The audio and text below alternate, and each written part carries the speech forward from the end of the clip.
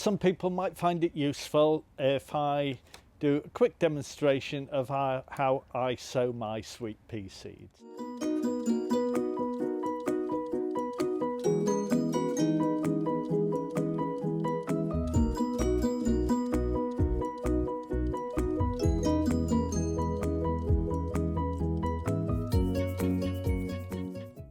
I live on the south coast of England, and so I like to sow the last week in October. If I lived in the Midlands, I would sow a bit earlier, sort of middle of October. If I was further north, I would sow January, and Scotland I'd be looking at sowing sort of mid-February, something like that.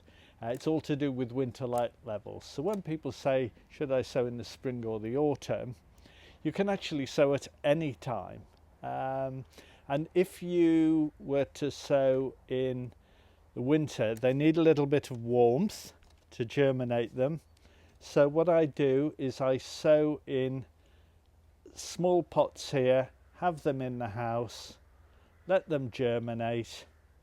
Once they've outside and germinated, then we prick them out into root trainers. But sowing in October, it's mild enough at night that I can sow directly into these, and then I don't have to do anything else with them until planting out in the spring. So here's what I do. First of all, the compost. It's a really nice fibrous compost that I like to use, very open. It's just an ordinary multi-purpose compost that I've added about 10%, 8 to 10% of perlite to it. Now, I've mentioned root trainers. The reason I like to use these is they're nice and deep. There's 32 cells to a tray.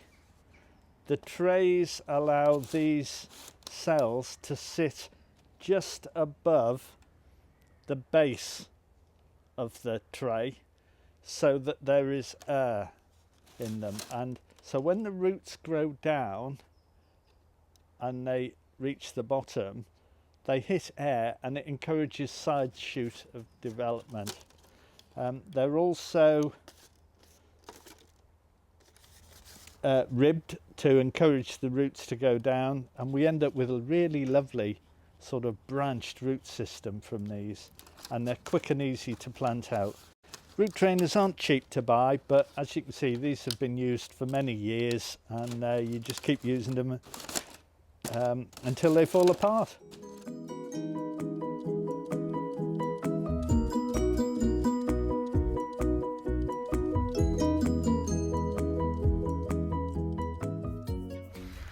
So we have our root trainer, and it's very important not to over firm the compost. We've got a nice open compost.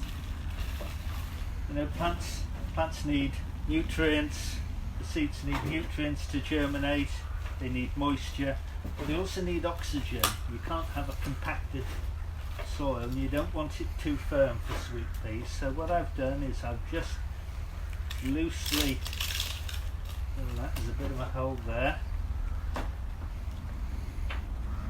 and then I just give it one gentle tap, just spread over there, and one or two of these are a bit lower so I can do that, but really that's ready for sowing now. When you're doing lots of seeds, as I do, you really want something quick and easy.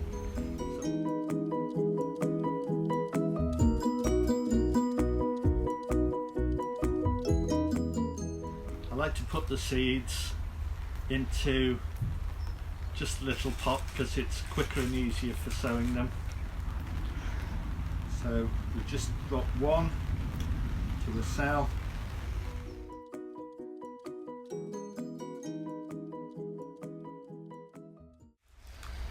Something really enjoyable about sowing seeds, isn't there? So there we are, we've got our 32 seeds sown in here, and I'm just going to sprinkle a little bit. They're only just very lightly covered. I can just spread that around, put one there, And that's it. I'm going to water these in, and that's all the firming that they want. Just pop a label in them, water them in, and then leave them alone.